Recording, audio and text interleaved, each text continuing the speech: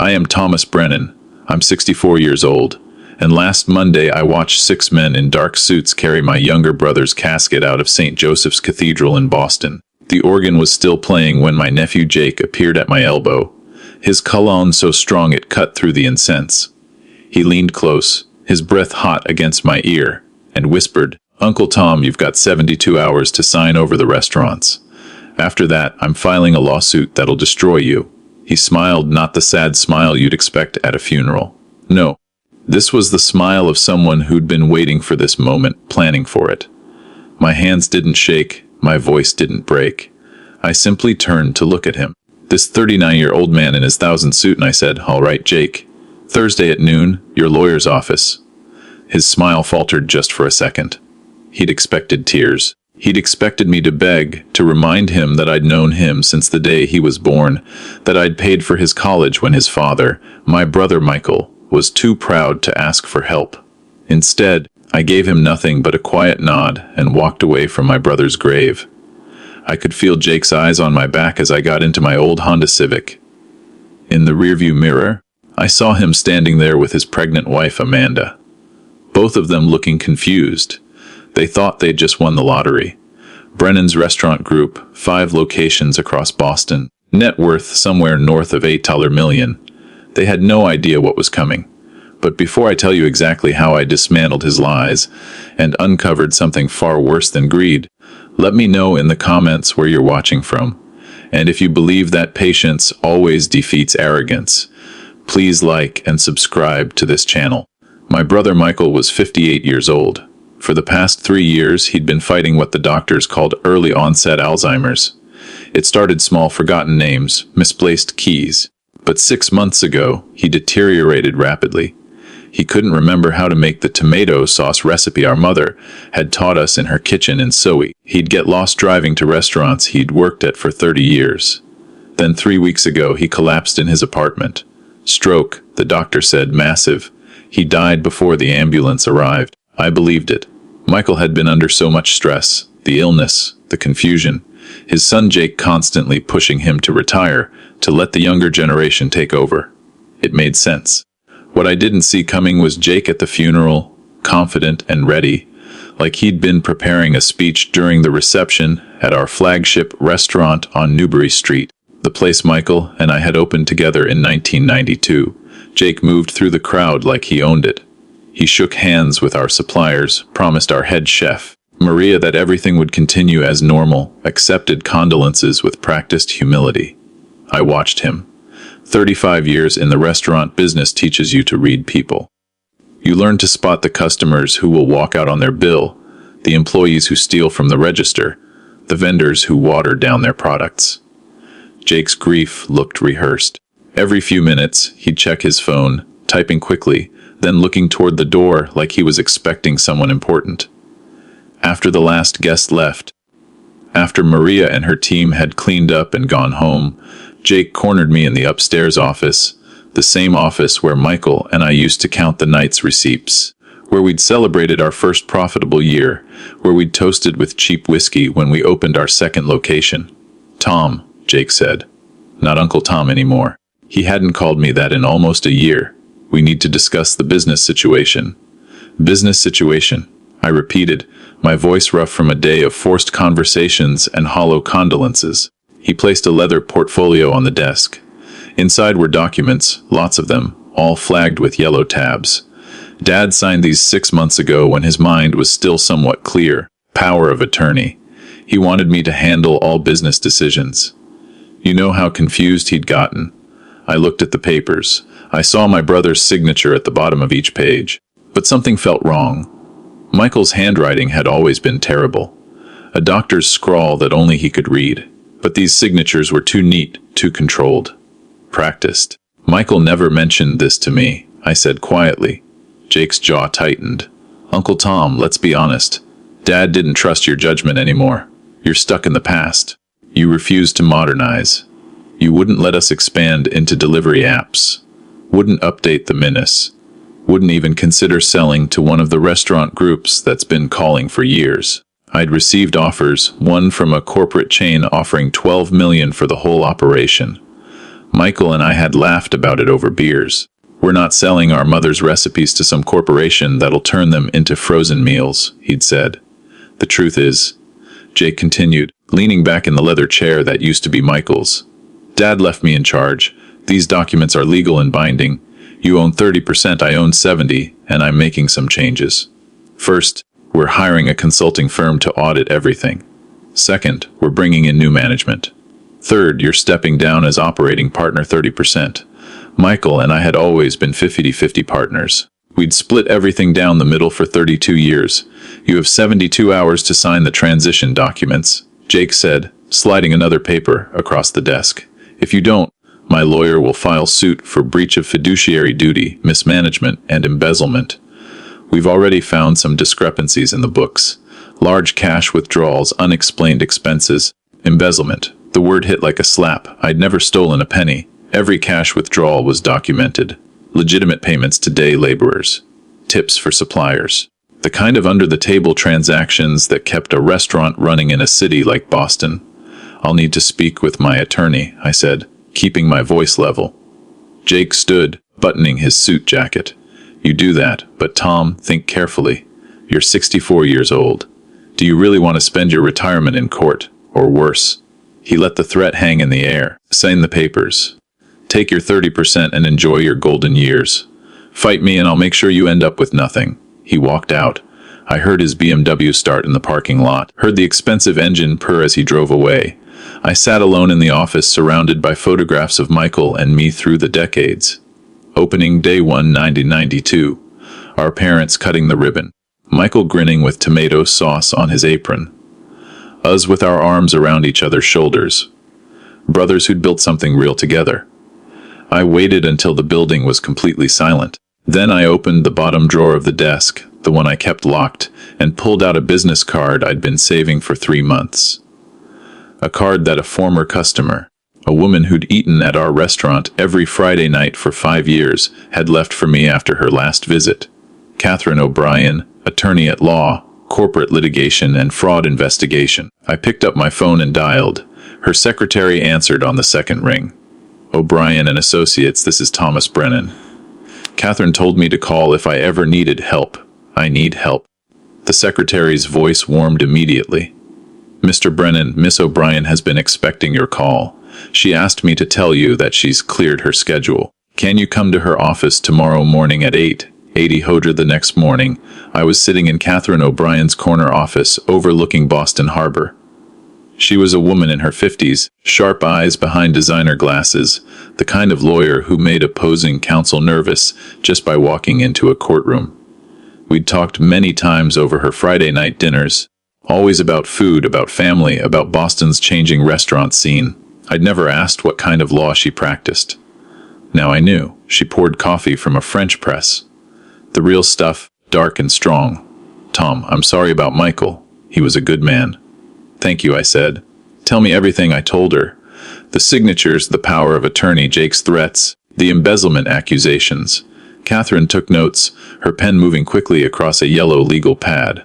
When I finished, she sat back in her chair. The signature on those power of attorney documents. You said it looked wrong. Too neat. Michael's handwriting was awful. These looked traced. Catherine pulled out her phone and made a call. Daniel, I need you in my office. Bring your forensic kit. She hung up and looked at me. Tom, do you have copies of those documents? I pulled out my phone and showed her the photos I'd taken with trembling hands the night before. Catherine's eyes narrowed as she examined them. 5 minutes later, a young man in his 30s entered the office carrying a laptop and a small case. Catherine introduced him as Daniel Chen, forensic document examiner. Daniel, look at these signatures. Compare them to these. She pulled out a file folder. Inside were documents I recognized, lease agreements, vendor contracts, all signed by Michael over the years. Daniel set up his laptop, uploaded my photos, and began comparing them side by side. He zoomed in, analyzed pen pressure, examined the flow of ink. After 10 minutes, he looked up. These power of attorney signatures are forgeries. See how the pen pressure is uniform throughout? That's consistent with tracing. And look here. He pointed at the screen. The tremor that was developing in Michael Brennan's later signatures, consistent with his neurological condition, is completely absent in these documents. Someone traced these from older signatures, probably from documents that predate his illness. Catherine smiled, but it wasn't a pleasant smile. It was the smile of a lawyer who just found the weak point in an opponent's armor. Tom, those documents Jake showed you are worthless. But that's not the interesting part. What do you mean? Jake doesn't actually know what he's trying to steal. She pulled out another file, this one much thicker. Do you remember when Michael set up the corporation? When you two decided to protect yourselves from lawsuits? I nodded. That was 1998 after a customer tried to sue us for a slip and fall. Our lawyer had recommended incorporating setting up an LLC. Your lawyer at the time was very smart, Catherine said. He didn't just set up an LLC. He set up a series of holding companies and a family trust. Brennan's restaurant group isn't owned by you and Michael. It's owned by the Brennan Family Trust, and the trust is controlled by a board of 3 trustees. I felt my confusion must have shown on my face because Catherine continued. You, Michael, and your mother, Agnes, do you remember signing those papers? I did vaguely. It had seemed like legal boilerplate at the time. Your mother is still alive, Tom. Still living in that assisted care facility in Quincy. Still legally competent, and according to the trust documents, no major decisions can be made without unanimous consent of all 3 trustees. Michael's death doesn't change that. His trustee position passes to his estate, which means it goes into probate. Jake doesn't automatically inherit anything, so he can't sell the restaurants. He can't fire me. He can't do anything without my mother's consent. Exactly. And there's more. Catherine pulled out another document. The trust also owns the real estate, the building on Newbury Street. You and Michael didn't just lease it. You bought it in 2003. It's worth about $4 million now. The building in Cambridge where your second location is. Another $3 million. Jake thinks he's stealing a restaurant business. He has no idea he's trying to steal a real estate empire. I sat back feeling like I could breathe for the first time in 2 days. So, we go to court, prove the signatures are forged, and Jake walks away with nothing. Catherine's expression darkened. Tom, if Jake is willing to forge legal documents, willing to threaten you with false embezzlement charges, what else might he have done? What are you suggesting? Michael's rapid deterioration over the past 6 months. The sudden stroke. Have you ever asked yourself if it was really natural? The room felt cold. My brother, my little brother, who I'd protected from bullies in elementary school, who I'd taught to cook, who'd been my best friend for 58 years. The medical examiner ruled it a stroke, I said, but my voice sounded distant even to my own ears. Medical examiners make preliminary rulings based on obvious evidence. But Tom Michael was 58, relatively healthy despite the Alzheimer's. He'd had a full physical 6 months ago, clean bill of health except for the cognitive issues. And then he rapidly gets worse and dies of a massive stroke. Catherine leaned forward. I have a friend at the DA's office. If you're willing, I can make a call. Request a full toxicology analysis. Ask some questions that maybe should have been asked the first time.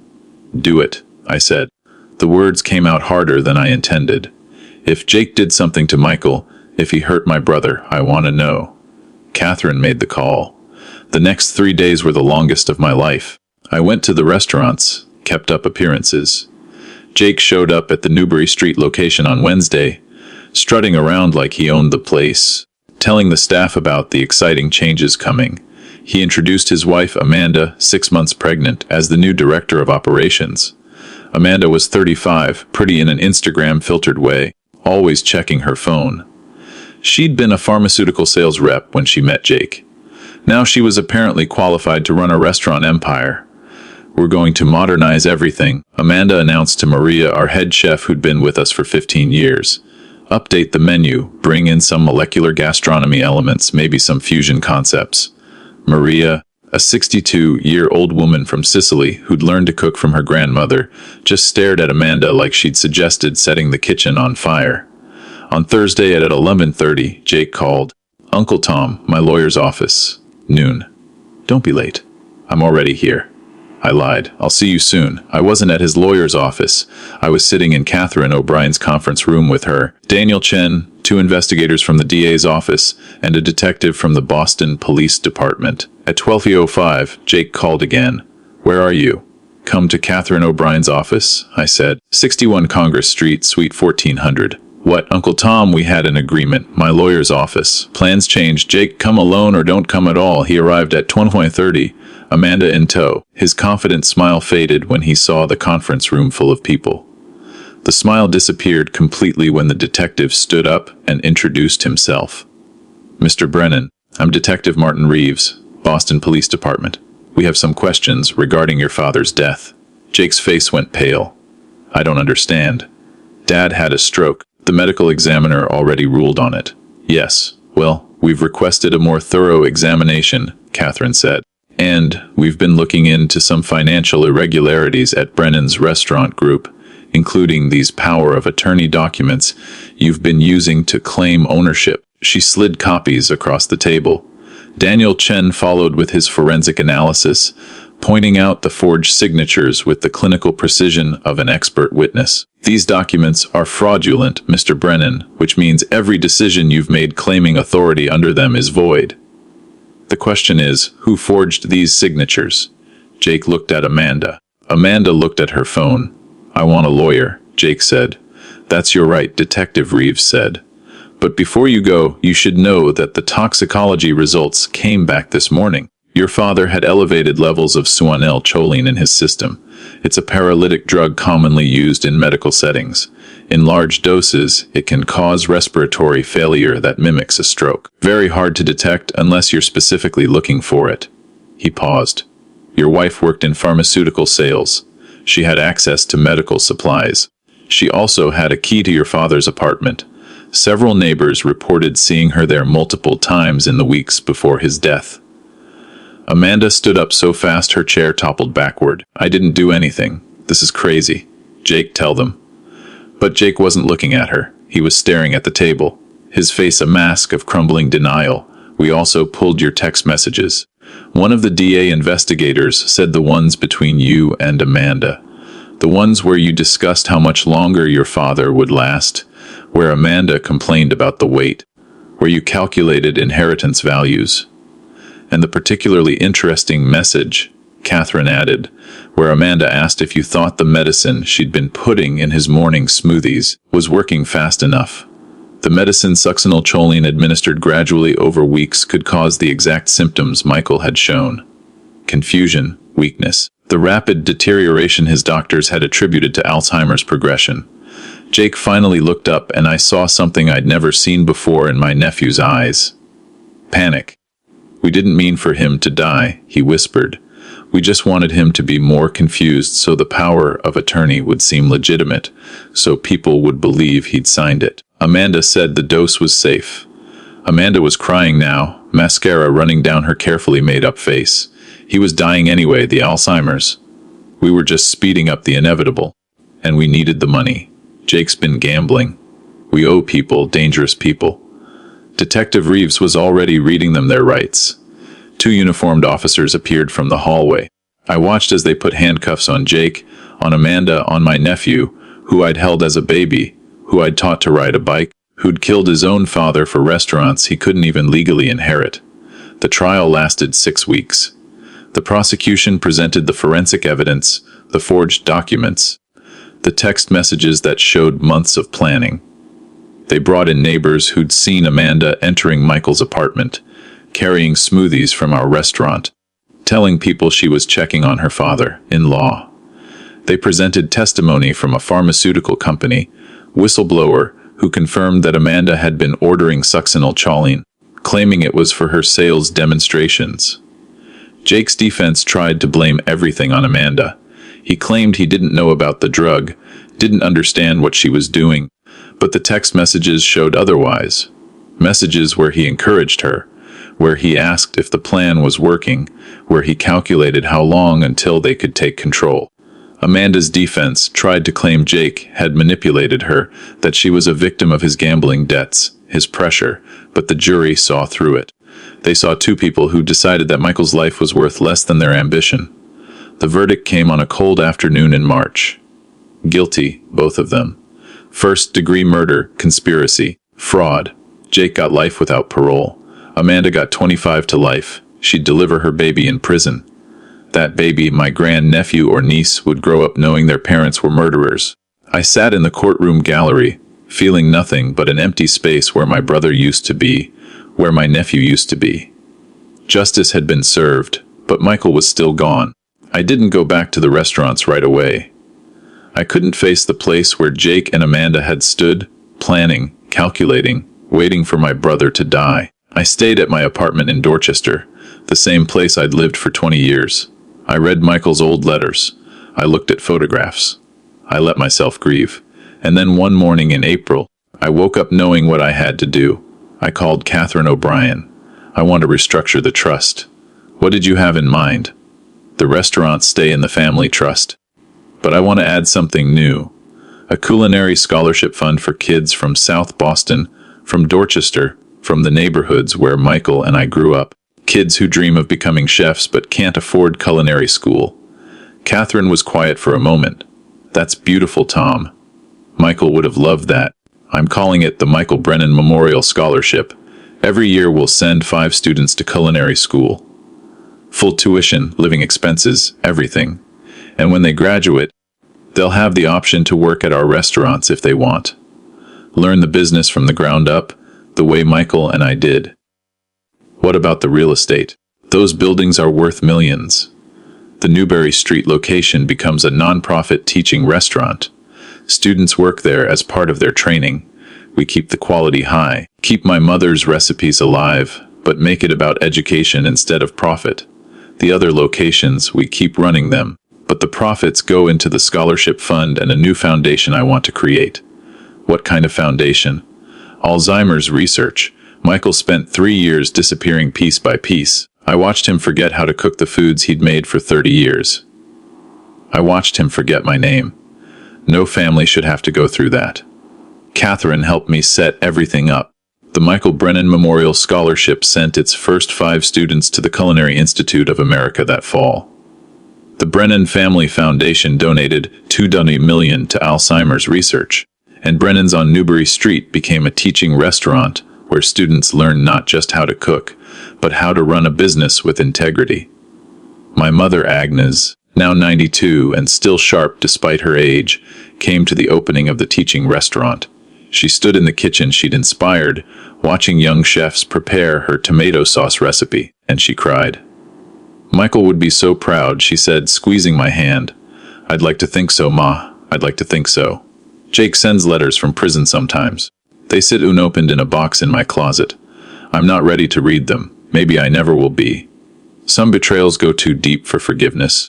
But every year, when I watch 5 new students receive their Brennan scholarships, when I see them standing in our kitchen learning my mother's recipes, when I hear them talk about their dreams, their futures, I feel like Michael is there, like he's standing next to me, grinning with tomato sauce on his apron, proud of what we built together.